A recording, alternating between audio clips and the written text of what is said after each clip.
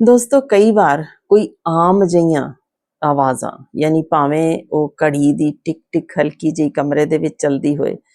ਜਾਂ ਕੋਈ ਹਲਕੀ ਅਖਬਾਰ ਦੀ ਕਿਸੇ ਥਾਂ ਤੇ ਮੂਵਮੈਂਟ ਹੁੰਦੀ ਹੋਏ, ਕੋਈ ਵੀ ਨਿੱਕੀ ਜਿਹੀ ਆਮ ਜਿਹੀ ਜਿਹਦੇ 'ਚ ਸ਼ਾਇਦ ਕਿਸੇ ਦਾ ਹੋਰ ਦਾ ਖਿਆਲ ਹੀ ਨਾ ਜਾਂਦਾ ਹੋਵੇ, ਪਰ ਤੁਹਾਨੂੰ ਉਹ ਇੰਨਾ ਕੁ ਉਸ ਆਵਾਜ਼ ਨਾਲ ਕੁਛ ਇਮੋਸ਼ਨਲ ਰਿਐਕਸ਼ਨ ਹੋ ਜਾਏ ਜਿਹੜਾ ਕਿ ਅਸੀਂ ਕਹਿੰਦੇ ਹਾਂ ਆਊਟ ਆਫ ਬਾਉਂਡਸ, ਯਾਨੀ ਜੋ ਬਾਕੀਆਂ ਨੂੰ ਖਿਆਲ ਵੀ ਨਹੀਂ ਪਰ ਤੁਸੀਂ ਓਵਰ ਰਿਐਕਟ ਕਰ ਰਹੇ ਹੋਵੋ। ਆਪਣੇ ਹਿਸਾਬ ਨਾਲ ਤੁਸੀਂ ਨਾਰਮਲ ਰਿਐਕਸ਼ਨ, ਪਰ ਲੋਕਾਂ ਲਈ ਓਵਰ ਰਿਐਕਸ਼ਨ ਜਾਪੇ। ਕੁਝ ਅਜਿਹੀਆਂ ਆਵਾਜ਼ਾਂ ਜਿਹੜੀਆਂ ਤੁਹਾਡੇ ਅੰਦਰ ਕੋਈ ਇਮੋਸ਼ਨਲ ਜਾਂ ਫਿਜ਼ੀਓਲੋਜੀਕਲ ਇਸ ਤਰੀਕੇ ਦਾ ਰਿਸਪੌਂਸ ਜਿਹੜਾ ਕਿ ਕ੍ਰੇਜ਼ੀ ਤੱਕ ਤੁਹਾਨੂੰ ਕਰ ਦੇਵੇ ਕਿ ਬਰਦਾਸ਼ਤ ਤੋਂ ਬਾਹਰ ਹੈ, ਹੁਣ ਨਹੀਂ ਮੈਂ ਇਹ ਸੁਣਨਾ, ਮੈਂ ਤਾਂ ਕਮਰੇ ਚੋਂ ਹੀ ਬਾਹਰ ਚੱਲੇ, ਯਾਨੀ ਇਸ ਤਰੀਕੇ ਦਾ ਕਈ ਵਾਰ ਰਿਸਪੌਂਸ ਜਾਂ ਟੂਟੀ ਚੋਂ ਹਲਕਾ ਜਿਹਾ ਭਾਵੇਂ 15 ਮਿੰਟ ਬਾਅਦ ਇੱਕ ਬੂੰਦ ਗਿਰਨੀ ਹੋਣੀ ਜਿਹਦਾ ਸ਼ਾਇਦ ਬਾਕੀਆਂ ਨੂੰ ਖਿਆਲ ਹੀ ਨਾ ਹੋਵੇ, ਪਰ ਤੁਹਾਡੇ ਉਸ ਆਵਾਜ਼ ਨਾਲ ਇੰਜ ਲੱਗਦਾ ਹੋਏ ਸਿਰ ਦੇ ਅੰਦਰ ਕੁਝ ਫਟ ਰਿਹਾ, ਕੋਈ ਬੰਬ ਚੱਲ ਗਿਆ। ਇਸ ਤਰੀਕੇ ਦਾ ਰਿਸਪੌਂਸ ਕਿ ਤੁਹਾਡਾ ਰਿਐਕਸ਼ਨ ਭਾਵੇਂ ਗੁੱਸਾ ਹੋਵੇ ਯਾਨੀ ਐਂਗਰ ਤੇ ਭਾਵੇਂ ਪੈਨਿਕ ਅਟੈਕ। ਸੋ ਇਸ ਨੂੰ ਇੱਕ ਬਿਮਾਰੀ ਦਾ ਨਾਮ ਦੇ ਦਿੱਤਾ ਗਿਆ ਜਿਸ ਦਾ ਨਾਮ ਹੈ ਮੀਜ਼ੋਫੋਨੀਆ ਡਿਸਆਰਡਰ। ਸੋ ਇਹਦੇ ਬਾਬਤ ਅੱਜ ਡਿਟੇਲਡ ਗੱਲ ਕਰਦੇ ਹਾਂ, ਜਿਹਨੂੰ ਪਹਿਲਾਂ ਇਹ ਬਿਮਾਰੀ ਮੰਨਿਆ ਹੀ ਨਹੀਂ ਸੀ ਗਿਆ, ਪਰ ਕਿਉਂ ਹੁਣ ਇਹਦੇ ਨਾਲ ਦੀਆਂ ਐਸੋਸੀਏਸ਼ਨਸ ਵੱਖੋ ਵੱਖਰੇ ਮੁਲਕਾਂ 'ਚ ਬਣ ਗਈਆਂ ਦਾ ਮਤਲਬ ਹੈ ਕਿ ਬਹੁਤ ਜ਼ਿਆਦਾ ਵੱਡੀ ਗਿਣਤੀ ਲੋਕ ਨੇ ਜੋ ਇਸ ਕਿਸਮ ਦੀ ਬਿਮਾਰੀ ਨਾਲ ਜੂਝ ਰਹੇ ਨੇ। ਤੁਸੀਂ ਜੁੜੇ ਹੋ ਜੀ doctor Harshinder Kaur Patiala YouTube channel. ਮੈਂ ਹਾਂ ਜੀ professor doctor Harshinder Kaur, paediatrician child specialist, ਤੇ ਅੱਜ ਆਪਾਂ ਇਸੇ ਬਾਬਤ ਗੱਲ ਕਰਾਂਗੇ ਜਿਸ ਨੂੰ ਕੁਝ ਡਾਕਟਰਾਂ ਨੇ ਨਾਮ ਦੇ ਦਿੱਤਾ ਸਿਲੈਕਟਿਵ ਸਾਊਂਡ ਸੈਂਸਿਟਿਵਿਟੀ ਸਿੰਡਰੋਮ। ਯਾਨੀ ਬਹੁਤ ਹਲਕੀ ਆਵਾਜ਼ ਘੜੀ ਦੀ ਟਿਕ ਟਿਕ, ਸ਼ਾਇਦ ਅਸੀਂ ਖਿਆਲ ਨਹੀਂ ਕਰਦੇ ਕਿ ਵਾਲ ਕਲੌਕ ਦੀ ਆਵਾਜ਼ ਜੋ ਬਾਕੀਆਂ ਨੂੰ ਜਦ ਤੱਕ ਉਸ ਵੱਲ ਧਿਆਨ ਨਾ ਦਿਵਾਇਆ ਜਾਏ ਸ਼ਾਇਦ ਉਹਨਾਂ ਦਾ ਧਿਆਨ ਜਾਵੇ ਵੀ ਨਾ, ਪਰ ਸਾਨੂੰ ਉਹ ਕ੍ਰੇਜ਼ੀ ਕਰ ਰਹੀ ਹੈ, ਓਹੋ ਸਿਰ 'ਚ ਵੱਜ ਰਹੀ ਹੈ, ਠਾ ਠਾ ਵੱਜ ਰਹੀ ਹੈ, ਮੈਂ ਕਮਰੇ ਤੋਂ ਬਾਹਰ ਨਿਕਲ ਜਾਣਾ। ਉਹ ਕਈ ਵਾਰ ਕਿਸੇ ਓਰਲ ਸਾਊਂਡ ਨਾਲ ਵੀ, ਯਾਨੀ ਕੋਈ ਨਾਲ ਬੈਠਾ ਖਾਂਦਾ ਉਹਦੀ ਚੱਕ ਚੱਕ ਦੀ ਤੁਹਾਨੂੰ ਆਵਾਜ਼ ਆ ਜਾਏ, ਜੀਭ ਦੀ ਆਵਾਜ਼ ਆ ਜਾਏ, ਜਾਂ ਫਿਰ ਉਹਦੇ ਲੰਬੇ ਸਾਹ ਲੈਣ ਦੀ ਆਵਾਜ਼ ਵੀ ਕਈ ਵਾਰ ਤੁਹਾਨੂੰ ਤਕਲੀਫ ਦੇਣ ਲੱਗ ਜਾਂਦੀ ਹੈ। ਸੋ ਇਹਦੇ ਨਾਲੋਂ ਨਾਲ ਕਈ ਵਾਰ ਕੋਈ ਕੋਲ ਬੈਠਾ ਉਹਦੇ ਕੀਬੋਰਡ ਚਲਾ ਰਿਹਾ, ਉਹਦੇ ਕੀਬੋਰਡ ਦੀ ਟਿਕ ਟਿਕ ਤੁਹਾਨੂੰ ਬਹੁਤ ਜ਼ਿਆਦਾ ਤੰਗ ਕਰ ਰਹੀ ਹੋਵੇ, ਇੱਥੋਂ ਤੱਕ ਕਿ ਕਾਰ ਦਾ ਵਾਈਪਰ ਚੱਲ ਰਿਹਾ, ਜੋ ਵਿੰਡਸ਼ੀਲਡ ਵਾਈਪਰ ਕਹਿੰਦੇ ਆ, ਕਈਆਂ ਨੂੰ ਉਹ ਵੀ ਬਰਦਾਸ਼ਤ ਨਹੀਂ ਹੁੰਦਾ ਕਿ ਇਹਦੀ ਆਵਾਜ਼ ਬੜੀ ਜ਼ਿਆਦਾ ਜੇ। ਕਈ ਵਾਰ ਪੈਨ ਦਾ ਯਾਨੀ ਇਸ ਤਰ੍ਹਾਂ ਕੋਈ ਕਰ ਰਹੇ ਹੋਏ, ਜਾਂ ਫਿਰ ਕੋਈ ਪੈਨਸਿਲ ਜਾਂ ਕੋਈ ਚਮਚ ਦਾ ਖੜਕਾ ਉਹ ਵੀ ਬਰਦਾਸ਼ਤ ਨਾ ਹੋਵੇ, ਤੇ ਕਈ ਵਾਰ ਕੋਈ ਕੋਲ ਬੈਠਾ ਉਂਗਲ ਇਸ ਤਰ੍ਹਾਂ ਯਾਨੀ ਉਂਗਲ ਜਾਂ ਪੈਰ ਹੀ ਠੱਪ ਠੱਪ ਥੱਲੇ ਕਰ ਰਿਹਾ ਹੋਏ ਤਾਂ ਤੁਹਾਨੂੰ ਰੋਕਣਾ ਪਵੇ, ਮੇਰੇ ਸਿਰ 'ਚ ਵੱਜ ਰਹੀ ਹੈ, ਪੈਰ ਮਾਰਨੇ ਬੰਦ ਕਰੋ। ਇਹ ਚੀਜ਼ਾਂ ਇੱਕ ਪਹਿਲਾਂ ਆਮ ਜਿਹੀ ਮੰਨਦੇ ਹਾਂ, ਪਰ ਹੁਣ ਜੇ ਨਾ ਗੌਰ ਕੀਤਾ ਜਾਏ ਤਾਂ ਇਹ ਬਾਅਦ ਵਿੱਚ ਈਵਨ obsessive compulsive ਯਾਨੀ OCD ਡਿਸਆਰਡਰ ਜੋ ਹੈ ਉਹ ਵੀ ਬਣ ਜਾਂਦਾ, ਜਾਂ ਫਿਰ ਬਾਈਪੋਲਰ ਡਿਸਆਰਡਰ ਤੱਕ ਲੱਭੇ ਗਏ, ਜਾਂ ਐਂਗਜ਼ਾਈਟੀ ਡਿਸਆਰਡਰਸ ਇਹਨਾਂ 'ਚ ਲੱਭੇ ਗਏ। ਸੋ ਉਹਨਾਂ ਬਾਬਤ ਹੀ ਡਿਟੇਲ 'ਚ ਗੱਲ ਕਰ ਰਹੇ ਹਾਂ। ਕਈਆਂ ਨੂੰ ਇੱਕ ਵਿਜ਼ੂਅਲ ਪਲੱਸ ਸਾਊਂਡ ਯਾਨੀ ਤੁਹਾਨੂੰ ਖਾਸ ਉਹ ਆਦਮੀ, ਉਹ ਬੰਦਾ ਜਿਹਦੇ ਨਾਲ ਤੁਹਾਨੂੰ ਇੰਨੀ ਕੁ ਚਿੜ ਹੋਵੇ ਕਿ ਉਹ ਦਿਸ ਗਿਆ ਤੇ ਉਹਦੀ ਉਹ ਆਵਾਜ਼ ਤੁਹਾਡੇ ਕੰਨਾਂ 'ਚ ਚੀਕਣੀ ਆਵਾਜ਼ ਲੱਗਦੀ ਹੋਏ ਕਿ ਮੈਂ ਬਿਲਕੁਲ ਬਰਦਾਸ਼ਤ ਨਹੀਂ ਕਰ ਸਕਦਾ ਇਹ, ਯਾਨੀ ਇਹ ਚੀਜ਼ਾਂ ਵੀ, ਜਾਂ ਫਿਰ ਕੋਈ ਅਜਿਹੀ ਤਸਵੀਰ ਜਿਹਦੇ ਨਾਲ ਜੁੜੀ ਤੁਹਾਨੂੰ ਆਵਾਜ਼ ਨਾਲੋਂ ਨਾਲ ਉਹ ਯਾਦ ਆ ਜਾਏ ਤੇ ਤੁਸੀਂ ਬਹੁਤ ਔਖੇ ਹੋ ਜਾਓ। ਹੁਣ ਇਹਦੇ ਵਿੱਚ ਡਿਫੈਕਟ ਲੱਭਿਆ ਗਿਆ ਕਿ ਜੋ ਸਾਡਾ ਦਿਮਾਗ ਜੇ ਉਹ ਉਹਦਾ ਇੱਕ ਕੰਮ ਹੁੰਦਾ ਜੇ ਕਿ ਆਵਾਜ਼ਾਂ ਨੂੰ ਫਿਲਟਰ ਕਰਨਾ, ਯਾਨੀ ਸਾਊਂਡ ਫਿਲਟਰ ਕਰਨਾ। ਹੁਣ ਇਹਦੇ ਵਿੱਚ ਕੁਝ ਹੁੰਦੀਆਂ ਨੇ ਜਿਨ੍ਹਾਂ ਨੂੰ ਅਸੀਂ ਮੀਜ਼ੋਫੋਨਿਕ ਸਾਊਂਡਸ, ਕਿ ਬਹੁਤ ਹਲਕੀਆਂ ਜਿਨ੍ਹਾਂ ਤੇ ਅਸੀਂ ਨਹੀਂ ਖਿਆਲ ਕਰਦੇ, ਤੇ ਪਰ ਜਦੋਂ ਇਹ ਦਿਮਾਗ ਵੱਲ ਇਹ ਸਾਊਂਡਸ ਪਹੁੰਚਦੀਆਂ ਨੇ, ਉਹਨੇ ਫਿਲਟਰ ਕਰਨਾ ਤੇ ਅੱਗੋਂ ਤੁਹਾਡੀ ਇੱਕ ਜਿਹੜਾ ਯਾਨੀ ਕੰਨ ਤੋਂ ਜੋ ਤੁਰੀ ਉੱਥੇ ਤੱਕ ਆਵਾਜ਼, ਉਹ ਪਹਿਲਾਂ ਇੱਕ ਆਡਿਟਰੀ ਪ੍ਰੋਸੈਸਿੰਗ ਯਾਨੀ ਕੰਨ ਦੇ ਨੇੜੇ ਉਹ ਪ੍ਰੋਸੈਸ ਕਰਕੇ ਫਿਰ ਦਿਮਾਗ ਵੱਲ ਜਾਣੀ, ਅੱਗੋਂ ਉਹਨੇ ਫਿਲਟਰ ਕਰਕੇ ਫਿਰ ਵਾਪਸ ਤੁਹਾਡਾ ਰਿਐਕਸ਼ਨ ਬਣਾਉਣਾ। ਸੋ ਇਹ ਸਿਸਟਮ ਜੇ ਜੋ ਕੁਦਰਤ ਦਾ ਬਣਿਆ ਹੋਇਆ, ਇਸ ਸਿਸਟਮ ਦੀ ਗੜਬੜੀ ਕਾਰਨ ਇਹ ਚੀਜ਼ਾਂ ਦਿਖ ਜਾਂਦੀਆਂ ਨੇ, ਜੋ ਕਿ ਕਈਆਂ 'ਚ ਬਹੁਤ ਮਾਈਲਡ ਹੁੰਦੀ ਜੇ, ਕਈਆਂ 'ਚ ਸੀਵੀਅਰ ਹੋ ਜਾਂਦੀ ਜੇ। ਸੋ ਕਿਵੇਂ ਆਪਾਂ ਦੇਖੀਏ ਮਾਈਲਡ ਹੈ ਕਿ ਸੀਵੀਅਰ। ਜੇ ਤੁਹਾਨੂੰ ਕਿਸੇ ਆਵਾਜ਼ ਨਾਲ ਜਾਂ ਕਿਸੇ ਵਿਜ਼ੂਅਲ ਪਲੱਸ ਸਾਊਂਡ ਦੇ ਨਾਲ ਤੁਸੀਂ ਸਿਰਫ ਤੁਹਾਡੇ ਅੰਦਰ ਲੱਗੇ ਵੀ ਧੜਕਣ ਵੱਧ ਰਹੀ ਹੈ, ਤੁਹਾਨੂੰ ਐਂਜ਼ਾਈਟੀ ਹੋ ਰਹੀ ਹੈ, ਜਾਂ ਤੁਸੀਂ ਅਨਕੰਫਰਟੇਬਲ ਜੇ ਫੀਲ ਕਰ ਰਹੇ ਹੋ ਵੀ ਮੈਨੂੰ ਠੀਕ ਜਿਹਾ ਨਹੀਂ ਲੱਗ ਰਿਹਾ, ਜਾਂ ਮੈਂ ਉੱਠ ਕੇ ਜਾਣਾ ਇੱਥੋਂ, ਮੇਰਾ ਇੱਥੋਂ ਠੀਕ ਨਹੀਂ, ਬੜਾ ਡਿਸਗਸਟਿੰਗ ਜਿਹਾ, ਇਸ ਤਰ੍ਹਾਂ ਦਾ ਰਿਸਪੌਂਸ ਹੋਏ ਤਾਂ ਇਹਨੂੰ ਅਸੀਂ ਮਾਈਲਡ ਕਹਿੰਦੇ ਹਾਂ।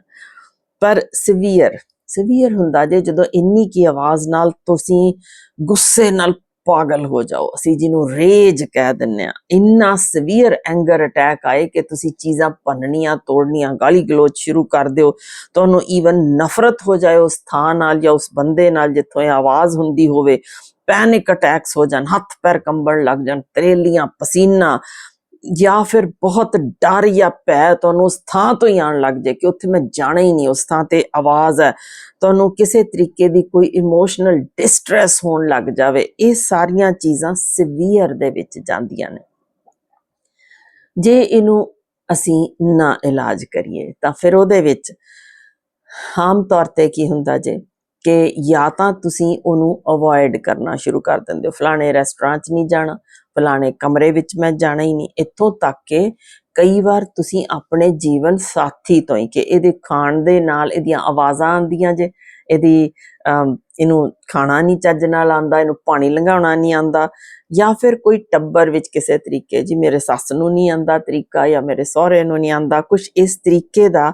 ਅਸੀਂ, ਜਾਂ ਫਿਰ ਕਈ ਵਾਰ ਹੋਸਟਲਸ ਵਿੱਚ ਦੇਖਿਆ ਗਿਆ ਕਿ ਤੁਹਾਡੇ ਰੂਮਮੇਟ ਨਾਲ ਇਸ ਤਰੀਕੇ ਦਾ ਤੁਹਾਨੂੰ ਹੋਣ ਲੱਗ ਜਾਂਦਾ ਜੇ ਖਿੱਝ,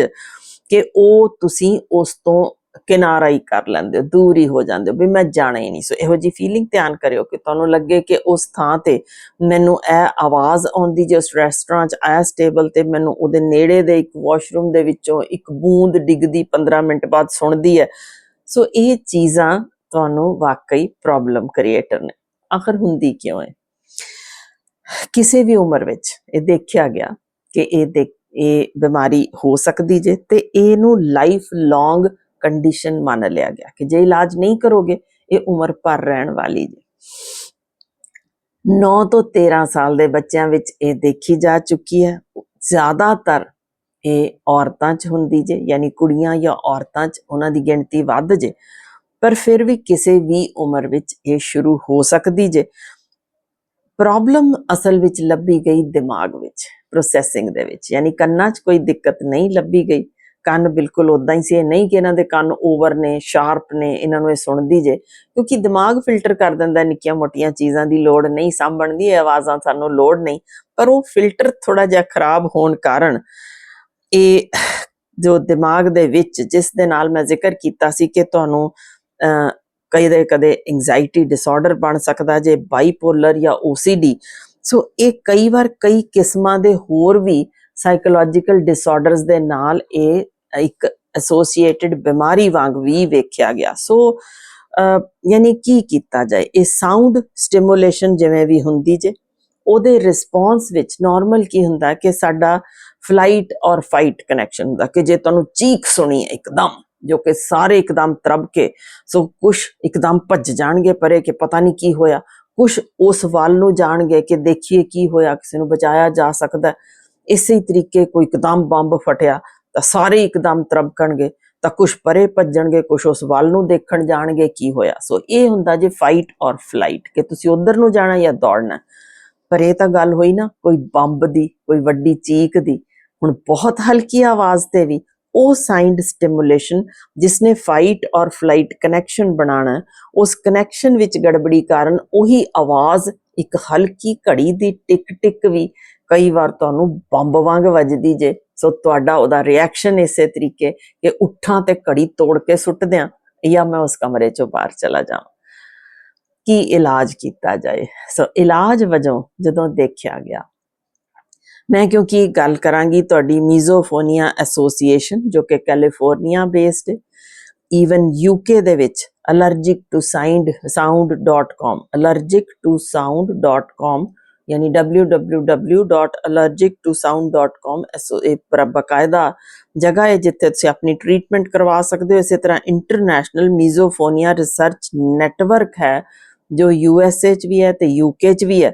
ਪਰ ਕੈਲੀਫੋਰਨੀਆ ਦੀ ਜੋ ਸਪੋਰਟ ਉਹਨਾਂ ਨੇ ਸਿਸਟਮ ਸ਼ੁਰੂ ਕੀਤਾ ਹੈ, ਉਹ ਮੀਜ਼ੋਫੋਨੀਆ ਐਸੋਸੀਏਸ਼ਨ ਦੇ ਰਾਹੀਂ ਇਹ ਸਾਰੇ ਕੰਟੈਕਟ ਕਰਕੇ ਆਪਣਾ ਇਲਾਜ, ਆਪਣੀ ਬਿਮਾਰੀ ਪਹਿਲਾਂ ਸਮਝ ਕੇ ਕਿ ਮੈਨੂੰ ਇਹ ਹੈ ਕਿੰਨੀ ਵੱਧ ਚੁੱਕੀ ਹੈ, ਉਸ ਦੇ ਅਕੋਰਡਿੰਗਲੀ ਇਲਾਜ ਬਣਾਇਆ ਜਾਂਦਾ ਹੈ। ਸੋ ਇਲਾਜ ਯਾਨੀ ਕਿਸੇ ਵੀ ਹਾਲ ਵਿੱਚ ਫੋਨ ਦੇ ਉੱਤੇ ਸੰਭਵ ਨਹੀਂ ਹੈ ਕਿ ਐਵੇਂ ਹੀ ਬੇਲੋੜੇ ਫੋਨ ਸਾਰਿਆਂ ਨੂੰ ਕੀਤੇ ਜਾਣ। ਤਾਂ ਉਹਦੇ ਵਿੱਚ ਕਿਹੜੀਆਂ ਥੈਰੇਪੀਜ਼ ਅਕੋਰਡਿੰਗ ਟੂ ਤੁਹਾਡੀ ਰੋਗ ਲੱਭਣ ਬਾਅਦ ਸਾਹਮਣੇ ਬਿਠਾ ਕੇ ਕੁਐਸਚਨੇਅਰ ਦੇ ਬਾਅਦ ਇਲਾਜ ਸ਼ੁਰੂ ਕੀਤਾ ਜਾਂਦਾ ਜੇ, ਜਿਸ ਦੇ ਵਿੱਚ ਇੱਕ ਸਾਊਂਡ ਥੈਰੇਪੀ ਕੀਤੀ ਜਾਂਦੀ ਜੇ, ਯਾਨੀ ਤੁਹਾਡੀ ਟੋਲਰੈਂਸ ਵਧਾਈ ਜਾਣੀ ਕਿ ਇਸ ਸਾਊਂਡ ਥੈਰੇਪੀ ਨਾਲ ਤੁਸੀਂ ਹੌਲੀ ਹੌਲੀ ਉਹਨਾਂ ਆਵਾਜ਼ਾਂ ਨੂੰ ਜਰਨਾ ਸਿੱਖ ਜਾਓ। ਕਾਉਂਸਲਿੰਗ ਬਹੁਤ ਅਹਿਮ ਰੋਲ ਹੈ। ਕਈ ਵਾਰ ਕੋਈ ਬਿਮਾਰੀ ਹੋਰ ਹੁੰਦੀ ਜੇ, ਸਟ੍ਰੈਸ ਹੋਰ ਹੁੰਦਾ ਜੇ, ਇਹ ਐਡ ਆਨ ਹੋ ਜਾਂਦਾ ਜੇ, ਯਾਨੀ ਤੁਸੀਂ ਹੋ ਸਕਦਾ ਡਿਪਰੈਸ਼ਨ ਦੇ ਸ਼ਿਕਾਰ ਹੋ ਜਿਹੜਾ ਤੁਹਾਨੂੰ ਪਤਾ ਹੀ ਨਹੀਂ। ਸੋ ਜਦੋਂ ਤੁਸੀਂ ਡਾਕਟਰ ਦੇ ਸਾਹਮਣੇ ਬੈਠੋਗੇ, ਤੁਹਾਨੂੰ ਕਾਉਂਸਲਿੰਗ ਦੀ ਲੋੜ ਹੈ ਤਾਂ ਉਹਦੇ ਨਾਲ ਵੀ ਕਈ ਵਾਰ ਇਹ ਚੀਜ਼ ਠੀਕ ਹੋ ਜਾਂਦੀ ਜੇ। ਕਈ ਸੀਵੀਅਰ ਕੇਸਿਸ ਵਿੱਚ ਸਾਨੂੰ ਹੀਅਰਿੰਗ ਏਡ ਇੱਕ ਲਾਣੀ ਪੈਂਦੀ ਜੇ, ਜਿਹਦੇ ਨਾਲ ਉਹ ਇੱਕ ਆਪਣੀ ਸਾਊਂਡ ਕ੍ਰੀਏਟ ਕਰਦਾ, ਜਿਸ ਸਾਊਂਡ ਦਾ ਨਾਮ ਵਾਟਰਫਾਲ ਯਾਨੀ ਜਿਵੇਂ ਝਰਨੇ ਦੀ ਆਵਾਜ਼ ਹੁੰਦੀ ਜੇ। ਸੋ ਉਹ ਹੀਅਰਿੰਗ ਏਡ ਤੁਸੀਂ ਜਦੋਂ ਉਹੋ ਜਿਹੀ ਥਾਂ ਤੇ ਜਾਓ ਜਾਂ ਕਿਤੇ ਤੁਹਾਨੂੰ ਇਦਾਂ ਦੀ ਮਹਿਸੂਸ ਹੋਏ ਤਾਂ ਉਹ ਵਾਲੀ ਹੀਅਰਿੰਗ ਏਡ ਇੱਕ ਹਲਕੀ ਛਲ ਵਾਟਰਫਾਲ ਵਰਗੀ ਆਵਾਜ਼ ਦੇ ਦਿੰਦਾ, ਜਿਹੜੀ ਤੁਹਾਡੀ ਡਿਸਟਰੈਕਸ਼ਨ ਹੋ ਜਾਣੀ, ਉਸ ਪਾਸਿਓਂ ਧਿਆਨ ਹੀ ਹਟ ਜਾਂਦਾ ਵੀ ਘੜੀ ਦੀ ਟਿਕ ਟਿਕ ਸੀ ਜਾਂ ਇਹ ਆਵਾਜ਼ ਸੀ, ਕਿਉਂਕਿ ਤੁਹਾਡੇ ਕੰਨ ਕੁਝ ਹੋਰ ਸੁਣ ਰਹੇ ਨੇ, ਜਿਹੜਾ ਤੁਹਾਡਾ ਦਿਮਾਗ ਉਸੇ ਤਰੀਕੇ ਉਹ ਕਨੈਕਸ਼ਨ ਦੀ ਗੜਬੜੀ ਵਿੱਚ ਉਹਨੂੰ ਐਡਜਸਟ ਕਰ ਲੈਂਦਾ ਜੇ। ਫਿਰ ਆ ਜਾਂਦੀ ਜੇ ਅਕੋਰਡਿੰਗ ਟੂ ਸਿਵੈਰਿਟੀ ਟਾਕ ਥੈਰੇਪੀ, ਕਿ ਤੁਹਾਡੇ ਦਿਲ ਵਿੱਚ ਕੋਈ ਅਜਿਹੀ ਗੁੱਝੀ ਗੱਲਬਾਤ ਲੁਕੀ ਪਈ ਜੋ ਸ਼ਾਇਦ ਤੁਹਾਨੂੰ ਆਪ ਨੂੰ ਵੀ ਨਹੀਂ ਪਤਾ। ਜਦੋਂ ਡਾਕਟਰ ਕੋਲ ਬੈਠ ਕੇ ਤੁਸੀਂ ਉਹ ਗੱਲ ਕਰਦੇ ਹੋ ਤਾਂ ਡਾਕਟਰ ਜੱਜ ਕਰ ਸਕਦਾ, ਜਿਹਨੂੰ ਤੁਸੀਂ ਸ਼ਾਇਦ ਇੱਕ ਨਾਰਮਲ ਜਿਹੀ ਚੀਜ਼ ਗਿਣਦੇ ਹੋ, ਯਾਨੀ ਕਿਸੇ ਹੋਰ ਗੱਲ ਨੂੰ ਮਨ ਵਿੱਚ ਬਿਠਾ ਕੇ ਕਿਸੇ ਬੰਦੇ ਨਾਲ ਇੱਕ ਚਿੜ ਤੁਹਾਡੀ ਆੜੀ ਜਾਣੀ ਕਿ ਜਿਹੜੀ ਸ਼ਾਇਦ ਉਹ ਬੰਦਾ ਭੁਲਾ ਚੁੱਕਿਆ, ਸਮਾਂ ਲੰਘ ਗਿਆ, ਪਰ ਤੁਹਾਡੇ ਦਿਮਾਗ ਨੇ ਉਹ ਚੀਜ਼ ਆਪਣੀ ਉੱਥੇ ਹੀ ਫਸਾਈ ਰੱਖੀ ਗਰਾਰੀ। ਸੋ ਉਹਦੇ ਵਿੱਚ ਇੱਕ ਟਾਕ ਥੈਰੇਪੀ ਰਾਹੀਂ ਵੀ ਇਸ ਚੀਜ਼ ਨਾਲ ਨਿਜਾਤ ਪਾਈ ਜਾ ਸਕਦੀ ਹੈ। ਪਰ ਅਹਿਮ ਗੱਲ ਜੋ ਸਾਰਿਆਂ ਵਿੱਚ ਕੀਤੀ ਜਾਂਦੀ ਜੇ, ਉਹ ਜੇ ਲਾਈਫ ਸਟਾਈਲ ਚੇਂਜ, ਕਿਉਂਕਿ 92% ਲੋਕਾਂ ਵਿੱਚ ਅੰਡਰਲਾਈਂਗ ਡਿਪਰੈਸ਼ਨ, ਖਿੱਝ, ਕਿਸੇ ਨਾ ਕਿਸੇ ਚੀਜ਼ ਤੋਂ ਚਿੜਚਿੜਾਪਨ, ਉਹ ਚੀਜ਼ ਸ਼ਾਮਲ ਸੀ। ਸੋ ਇਸੇ ਲਈ ਲਾਈਫ ਸਟਾਈਲ ਚੇਂਜ, ਜਿਹਦੇ ਵਿੱਚ ਤੁਸੀਂ ਰਿਲੈਕਸੇਸ਼ਨ ਜ਼ਰੂਰੀ ਜੇ, ਬਰੀਦਿੰਗ ਜੋ ਮੈਂ ਬੜੀ ਵਾਰ ਦੱਸ ਚੁੱਕੀ ਹਾਂ ਅੱਗੇ ਵੀ, 4 7 8 ਕਿ 4 ਵਾਰ ਤੁਸੀਂ ਗਿਣ ਕੇ, ਯਾਨੀ 1 2 3 4 ਗਿਣਦਿਆਂ ਨੱਕ ਰਾਹੀਂ ਸਾਹ ਅੰਦਰ ਖਿੱਚੋ, ਫਿਰ ਉੱਥੇ ਹੋਲਡ ਕਰੋ, ਰੋਕ ਲਓ, 1 2 3 4 5 6 7 ਤੱਕ ਗਿਣ ਕੇ ਫਿਰ ਤੁਸੀਂ ਮੂੰਹ ਰਾਹੀਂ ਸਾਹ ਬਾਹਰ ਕੱਢਣਾ 8 ਗਿਣਦਿਆਂ ਹੋਇਆਂ, ਯਾਨੀ ਸਾਹ ਕੱਢਦੇ ਕੱਢਦੇ 8 ਤੱਕ ਗਿਣੋ। ਸੋ ਇਹ ਚੀਜ਼ ਨੂੰ ਰੈਗੂਲਰ ਆਪਣਾ ਲਾਈਫ ਸਟਾਈਲ ਬਣਾਓ ਕਿ ਰੋਜ਼ ਸਵੇਰੇ ਸ਼ਾਮ 10 ਵਾਰ ਇਹ ਕਰਨਾ। ਫਿਰ ਰੈਗੂਲਰ ਤਗੜੀ ਕਸਰਤ, ਉਸ ਕਸਰਤ ਦੇ ਨਾਲ ਜਿੱਥੇ ਬਹੁਤ ਕੁਛ ਤੁਹਾਡੇ ਅੰਦਰੋਂ ਝੜ ਜਾਂਦਾ ਜੇ, ਯਾਨੀ ਉਹ ਨੈਗੇਟਿਵ ਵਿਚਾਰ ਜੋ ਤੁਹਾਡੇ ਦਿਮਾਗ ਨੂੰ ਜਕੜੀ ਬੈਠੇ ਨੇ, ਕਿ ਕਿਸੇ ਦੀ ਸ਼ਕਲ ਦੇਖ ਕੇ, ਉਹਦੀ ਆਵਾਜ਼ ਦੇਖ ਕੇ ਖਿੱਝ ਚੜ ਜਾਣੀ, ਇਹ ਤੁਹਾਨੂੰ ਰੋਗ ਜੇ। ਉਸ ਲਈ ਤੁਸੀਂ ਜ਼ਰੂਰੀ ਜੇ ਕਸਰਤ ਕਰਦੇ ਆ ਆਪਣੇ ਦਿਮਾਗ ਨੂੰ ਕਿਸੇ ਹੋਰ ਪਾਸੇ ਲਾਇਆ ਜਾਏ, ਤੁਹਾਡੇ ਮਸਲਸ ਵਰਕ ਕਰ ਰਹੇ ਨੇ, ਤੁਹਾਡਾ ਸਾਹ, ਫੇਫੜੇ, ਦਿਲ, ਸਭ ਕੁਛ, ਉੱਥੇ ਤੁਹਾਡਾ ਦਿਮਾਗ ਵੀ ਕੁਛ ਹਟ ਕੇ ਸੋਚਣ ਲੱਗ ਜਾਂਦਾ, ਕਿਉਂਕਿ ਉਹਦਾ ਮਕਸਦ ਸਿਰਫ ਉੱਧਰ ਹੀ ਰਹਿ ਜਾਂਦਾ, ਕਸਰਤ ਹੋ ਰਹੀ ਹੈ, ਮੈਂ ਆਹ ਵਾਲੀਆਂ ਮਸਲਸ ਨੂੰ ਖੂਨ ਪਹੁੰਚਾਉਣਾ, ਮੈਂ ਇੱਥੇ ਸਾਹ ਨੂੰ ਠੀਕ ਰੱਖਣਾ, ਦਿਲ ਦੀ ਧੜਕਣ ਠੀਕ ਰੱਖਣੀ ਹੈ। So exercise 40 minutes daily 5 days a week, ਤਗੜੀ ਕਸਰਤ ਜ਼ਰੂਰੀ ਜੇ। ਨੀਂਦਰ 7 ਤੋਂ 8 ਘੰਟੇ, ਕਿਉਂਕਿ ਜੇ ਤੁਹਾਡੀ ਨੀਂਦ ਹੌਲੀ ਹੌਲੀ ਕੱਟਦੀ ਜਾ ਰਹੀ ਹੈ ਤਾਂ ਫਿਰ ਇਸ ਨੀਂਦਰ ਦੇ ਗੜਬੜੀ ਕਾਰਨ ਵੀ ਇਹ ਚੀਜ਼ਾਂ, ਤੇ ਕਈ ਵਾਰ ਇਹਦੇ ਨਾਲ ਹੋਰ ਵੀ ਅਜੀਬ ਚੀਜ਼ ਹੁੰਦੀ ਹੈ ਕਿ ਤੁਹਾਨੂੰ ਸਮੈਲ ਵੀ ਕਈ ਵਾਰ ਅਜੀਬ ਜੀ ਆਉਣ ਲੱਗ ਜਾਂਦੀ ਹੈ, ਕਿ ਜੋ ਹੈ ਹੀ ਨਹੀਂ ਤੁਹਾਨੂੰ ਓਵਰ ਸਮੈਲ ਆਉਂਦੀ, ਯਾਨੀ ਇੱਥੇ ਤਾਂ ਬਹੁਤ ਜ਼ਿਆਦਾ ਬਦਬੂ ਹੈ ਤੇ ਅਗਲਾ ਸੋਚਦਾ ਵੀ ਮੈਨੂੰ ਤਾਂ ਆ ਹੀ ਨਹੀਂ ਰਹੀ। ਸੋ ਉਹ ਆਪਣੀ ਕਈ ਵਾਰ ਜਾਂ ਦੂਸਰੇ ਦੇ ਪਸੀਨੇ ਤੋਂ ਹੀ ਹੱਦੋਂ ਵੱਧ ਬਦਬੂ ਕਿ ਮੈਨੂੰ ਤਾਂ ਉਲਟੀ ਆਉਣ ਨੂੰ ਹੋ ਗਈ, ਤੇ ਦੂਸਰਾ ਤਾਂ ਕਹਿੰਦਾ ਜੀ ਕੈਜੂਅਲ ਜਿਹਾ, ਨਾਰਮਲ ਜਿਹਾ ਹੀ ਹੈ, ਇੰਨਾ ਕੀ ਹੈ। ਸੋ ਯਾਨੀ ਇਹ ਸਾਰੀਆਂ ਚੀਜ਼ਾਂ ਤੁਹਾਡੇ ਅੰਡਰਲਾਈਂਗ ਇੱਕ ਡਿਸਆਰਡਰ ਜਿਹੜਾ ਐਡ ਆਨ ਹੋਈ ਜਾ ਰਿਹਾ, ਜਿਹਨੂੰ ਕੱਢਿਆ ਹੀ ਨਹੀਂ, ਜੋ ਕਿ ਨੀਂਦਰ ਦੌਰਾਨ ਤੁਹਾਡੀ ਆਪਣੀ ਬ੍ਰੇਨ ਦੀ ਕਲੀਨਿੰਗ ਹੁੰਦੀ ਜੇ, ਤੁਹਾਡੇ ਸਾਰੀ ਬਾਡੀ ਦੀ ਨੈਚੁਰਲ ਕਲੀਨਿੰਗ, ਹਰ ਅੰਗ ਆਪੋ ਆਪਣੀ ਕਲੀਨਿੰਗ ਕਰਦਾ। ਸੋ ਉਹਦੇ ਲਈ ਸਮਾਂ 7 ਤੋਂ 8 ਘੰਟੇ ਜੇ ਨਹੀਂ ਦਿੰਦੇ ਤਾਂ ਹੌਲੀ ਹੌਲੀ ਇਹੋ ਜਿਹਾ ਰੋਗ ਤੁਹਾਨੂੰ ਜਕੜ ਸਕਦਾ ਜੇ, ਕਿਉਂਕਿ ਉਹ ਕਲੀਨਿੰਗ ਟਾਈਮ ਘਟਦਾ ਜਾਂਦਾ ਜੇ। ਤੇ ਸਟ੍ਰੈਸ ਮੈਨੇਜਮੈਂਟ ਬਹੁਤ ਬਹੁਤ ਅਹਿਮ ਜੇ। ਤਣਾਅ ਨੂੰ ਛੰਡਣ ਲਈ ਤੁਸੀਂ ਕੋਈ ਨਵੀਂ ਚੀਜ਼, ਨਵੀਂ ਜ਼ਬਾਨ ਸਿੱਖਣ ਲੱਗ ਜਾਓ, ਕੋਈ ਇੰਸਟਰੂਮੈਂਟ, ਕੋਈ ਤਬਲਾ, ਕੋਈ ਸਿਤਾਰ, ਕੋਈ ਵਾਜਾ, ਯਾਨੀ ਕਿਸੇ ਚੀਜ਼ 'ਚ ਸਿਲਾਈ ਕਢਾਈ, ਕੁਛ ਵੀ ਨਵੀਂ ਲੈਂਗੁਏਜ ਸਿੱਖਣੀ, ਇਹ ਸਾਰੀਆਂ ਚੀਜ਼ਾਂ ਇੱਕ ਸਟ੍ਰੈਸ ਮੈਨੇਜਮੈਂਟ ਦਾ ਹਿੱਸਾ ਨੇ।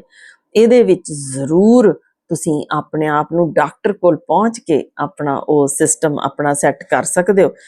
ਤੇ ਜਾਂ ਫਿਰ ਜਦੋਂ ਤੁਸੀਂ ਅਜੇ ਵਕਤ ਹੈ, ਯਾਨੀ ਤੁਸੀਂ ਨਹੀਂ ਡਾਕਟਰ ਕੋਲ ਪਹੁੰਚ ਸਕਦੇ, ਤਾਂ ਆਪਣਾ ਜਦ ਤੱਕ ਚੈੱਕਅਪ ਨਹੀਂ ਕਰਾਉਂਦੇ, ਈਅਰ ਪਲੱਗਸ ਤੁਹਾਨੂੰ ਆਮ ਮਿਲ ਜਾਂਦੇ ਨੇ। ਜੋ ਤੁਸੀਂ ਅਜਿਹੀ ਥਾਂ ਤੇ ਜਿੱਥੇ ਤੁਸੀਂ ਧਿਆਨ ਲਾਉਣ ਲੱਗੇ ਹੋ ਜਾਂ ਤੁਹਾਨੂੰ ਕੋਈ ਸਾਊਂਡ ਇਸ ਤਰ੍ਹਾਂ ਦੀ ਤੰਗ ਕਰਦੀ ਹੈ ਉਸ ਥਾਂ ਤੇ, ਤਾਂ ਈਅਰ ਪਲੱਗਸ ਪਾ ਸਕਦੇ ਹੋ, ਸੋ ਦੈਟ ਉਹ ਸਾਊਂਡ ਤੁਹਾਨੂੰ ਥੋੜੀ ਦੇਰ ਲਈ ਨਹੀਂ ਸੁਣੇਗੀ, ਤਾਂ ਤੁਹਾਡਾ ਬ੍ਰੇਨ ਦਾ ਓਵਰ ਰਿਐਕਸ਼ਨ ਵੀ ਕੰਟਰੋਲ 'ਚ ਰਹੇਗਾ, ਯਾਨੀ ਇੰਨਾ ਨਹੀਂ ਵਧੇਗਾ। ਜਾਂ ਕੋਈ ਅਜਿਹਾ ਇੱਕ ਏਰੀਆ ਬਣਾ ਲਓ ਆਪਣੇ ਘਰ 'ਚ ਵੀ ਆਹ ਮੇਰਾ ਕਮਰਾ ਜੇ, ਜਿੱਥੇ ਮੈਂ ਬੈਠ ਕੇ ਆਪਣਾ ਪੜ੍ਹਨਾ ਹੈ, ਚਿੱਤਰਕਾਰੀ ਕਰਨੀ ਹੈ, ਕੁਝ ਰਚਨਾ ਹੈ, ਮੈਂ ਕੁਝ ਲਿਖਣਾ ਹੈ, ਕੁਝ ਬੋਲਣਾ ਹੈ, ਯਾਨੀ ਜੋ ਵੀ ਕਰਨਾ ਹੈ ਤੁਸੀਂ ਇੱਕ ਆਪਣਾ ਆਈਸੋਲੇਟਡ ਰੂਮ ਕ੍ਰੀਏਟ ਕਰ ਸਕਦੇ ਹੋ, ਜਿੱਥੇ ਉਹ ਕੁਆਇਟ ਏਰੀਆ ਵਜੋਂ ਤੁਹਾਨੂੰ ਕਾਫੀ ਹੱਦ ਤੱਕ ਸਵੇਰ ਦਾ ਸਟ੍ਰੈਸ ਘਟ ਜਾਏਗਾ। ਜਾਂ ਸ਼ਾਮ ਨੂੰ ਜਦੋਂ ਘਰ ਪਹੁੰਚਦੇ ਹੋ ਤਾਂ ਥੋੜਾ ਸਮਾਂ ਉਸ ਕਮਰੇ ਵਿੱਚ ਬਿਤਾ ਕੇ ਕੋਈ ਕ੍ਰੀਏਟਿਵ ਵਰਕ ਕਰ ਸਕਦੇ ਹੋ, ਜਿਹਦੇ ਨਾਲ ਤੁਹਾਡਾ ਇਹ ਕਾਫੀ ਹੱਦ ਤੱਕ ਕੰਟਰੋਲ ਹੋ ਸਕਦਾ ਜੇ, ਖਾਸ ਤੌਰ ਤੇ ਜੇ ਮਾਈਲਡ ਵੈਰਾਈਟੀ ਹੈ। ਤੇ ਫਿਰ ਜੇ ਬਿਲਕੁਲ ਹੀ ਯਾਨੀ ਤੁਸੀਂ ਡਾਕਟਰ ਕੋਲ ਵੀ ਜਾਏ, ਪੂਰੀ ਟ੍ਰੀਟਮੈਂਟ ਵੀ ਲਾਏ, ਸਾਰਾ ਕੁਝ ਕਰ ਚੁੱਕੇ ਹੋ, ਫਿਰ ਵੀ ਠੀਕ ਨਹੀਂ ਹੋ ਰਿਹਾ, ਸਵੀਅਰ ਹੈ, ਤਾਂ ਜ਼ਰੂਰ ਮੈਂ ਫਿਰ ਐਡਵਾਈਜ਼ ਕਰਦੀ ਹਾਂ ਕਿ ਤੁਸੀਂ ਜਿਸ ਏਰੀਆ 'ਚੋਂ ਉਸੇ ਹਿਸਾਬ ਨਾਲ, ਇੰਡੀਆ 'ਚੋਂ ਤਾਂ ਜ਼ਰੂਰ ਡਾਕਟਰ ਕੋਲ ਪਹੁੰਚੋ, ਜਾ ਕੇ ਆਪਣੀ ਬਿਮਾਰੀ ਦੱਸੋ। ਉਹਦਾ ਇਲਾਜ ਮੈਂ ਦੱਸ ਹੀ ਚੁੱਕੀ ਹਾਂ ਬਹੁਤ ਜੇ। ਫਿਰ ਵੀ ਮੈਡੀਸਿਨਸ ਜਿਹੜੀਆਂ ਉਹ ਡਾਕਟਰ ਤੁਹਾਨੂੰ ਚੈੱਕ ਕਰਕੇ ਹੀ ਲਿਖ ਸਕੇਗਾ। ਕਈ ਵਾਰ ਲੋੜ ਹੁੰਦੀ ਹੈ ਕਿ ਕੋਈ ਔਡ ਤੁਹਾਡੇ ਸਿੰਪਟਮਸ ਦਿਖ ਜਾਣ ਤਾਂ ਤੁਹਾਨੂੰ ਟੈਸਟਾਂ ਦੀ ਲੋੜ ਵੀ ਪੈ ਸਕਦੀ ਹੈ। ਨਹੀਂ ਤਾਂ ਕੈਲੀਫੋਰਨੀਆ ਦੇ ਵਿੱਚ ਤੁਸੀਂ ਮੀਜ਼ੋਫੋਨੀਆ ਐਸੋਸੀਏਸ਼ਨ ਜੋ ਉੱਥੇ ਬੇਸਡ ਹੈ, ਉੱਥੇ ਤੁਸੀਂ ਕੰਟੈਕਟ ਕਰ ਸਕਦੇ ਹੋ, ਜਾਂ ਫਿਰ ਇੰਟਰਨੈਸ਼ਨਲ ਮੀਜ਼ੋਫੋਨੀਆ ਰਿਸਰਚ ਨੈਟਵਰਕ ਪੂਰਾ ਜੇ, ਜੋ ਤੁਸੀਂ USA 'ਚ ਤੇ UK ਵਿੱਚ ਉੱਥੇ ਵੀ, ਜਾਂ ਫਿਰ www.allergic2sound.com UK ਬੇਸਡ ਉੱਥੇ ਵੀ ਤੁਸੀਂ ਆਪਣਾ ਇਲਾਜ ਇਸ ਤਰੀਕੇ ਸਾਂਝੀ ਕਰਕੇ ਆਪਣਾ ਪ੍ਰੋਬਲਮ ਕਰਵਾ ਸਕਦੇ ਹੋ। ਸੋ ਇਹ ਚੀਜ਼ਾਂ ਲਈ ਸਿਰਫ ਮਕਸਦ ਸੀ ਦੱਸਣਾ ਕਿ ਬਈ ਇਹਨੂੰ ਬੇਗੌਰੀ ਨਾ ਕਰੋ, ਇਹ ਅਗਾਂਹ ਜਾ ਕੇ ਇੱਕ ਮਾਨਸਿਕ ਰੋਗ ਵਿੱਚ ਤਬਦੀਲ ਹੋ ਸਕਦਾ ਜੇ। ਵੇਲੇ ਸਿਰ ਜੇ ਇਹਨੂੰ ਸਾਂਭ ਲਈਏ ਤਾਂ ਬਹੁਤ ਅੱਛਾ ਹੋਏਗਾ। ਸੋ ਲੈ ਰਹੀ ਹਾਂ ਜੀ ਮੈਂ ਅੱਜ ਲਈ ਇਜਾਜ਼ਤ ਤੁਹਾਡੇ ਤੋਂ। ਖੁਸ਼ ਰਹੋ, ਆਬਾਦ ਰਹੋ, ਤੰਦਰੁਸਤ ਰਹੋ, ਖੁਸ਼ੀਆਂ ਖੇੜੇ ਵੰਡਦੇ ਰਹੋ। ਚੰਗਾ ਲੱਗੇ ਤਾਂ ਆਪਣਿਆਂ ਨਾਲ ਜ਼ਰੂਰ ਸ਼ੇਅਰ ਕਰ ਦੇਣਾ। ਤੇ ਇਸ ਤਰ੍ਹਾਂ ਦੇ ਖੋਜ ਭਰਪੂਰ ਜੇ ਹੋਰ ਤੁਸੀਂ ਸੁਣਨ 'ਚ ਇੰਟਰਸਟਿਡ ਹੋਵੋ, ਜਿਹੜਾ ਸਿਰਫ ਤੇ ਸਿਰਫ ਰਿਸਰਚ ਬੇਸਡ ਹੈ, ਕੋਈ ਆਨਲਾਈਨ ਕੰਸਲਟੇਸ਼ਨ ਨਹੀਂ ਹੈ, ਰਿਸਰਚ ਬੇਸਡ ਅਸੀਂ ਤੁਹਾਡੇ ਨਾਲ ਪ੍ਰੋਗਰਾਮ ਇਸ ਚੈਨਲ ਵਿੱਚ ਸਾਂਝੇ ਕਰਦੇ ਹਾਂ। ਤੇ ਜੇ ਤੁਹਾਨੂੰ ਹੋਰ ਕੋਈ ਸਵਾਲ ਹੋਣ ਤਾਂ ਚੈਨਲ ਸਬਸਕ੍ਰਾਈਬ ਕਰਕੇ ਤੁਸੀਂ ਆਲਰੇਡੀ 1100 ਤੋਂ ਉੱਪਰ ਵੀਡੀਓਜ਼ ਹੋ ਚੁੱਕੀਆਂ ਨੇ, ਉਹਨਾਂ ਵਿੱਚ ਆਪਣਾ ਜਿਹੜਾ ਤੁਹਾਨੂੰ ਕੋਈ ਇਸ਼ੂ ਹੋਏਗਾ ਉਹਨਾਂ ਵਿੱਚੋਂ ਹੀ ਤੁਹਾਨੂੰ ਲੱਭ ਜਾਏਗਾ। ਸੋ ਅੱਜ ਲਈ ਲੈ ਰਹੇ ਹਾਂ ਜੀ ਇਜਾਜ਼ਤ ਸਰਬੱਤ ਦੇ ਭਰੇ ਨਾਲ, ਤੇ ਤੁਹਾਡਾ ਇਹ ਕੀਮਤੀ ਸਮਾਂ ਦੇਣ ਲਈ ਦਿਲੋਂ ਧੰਨਵਾਦ।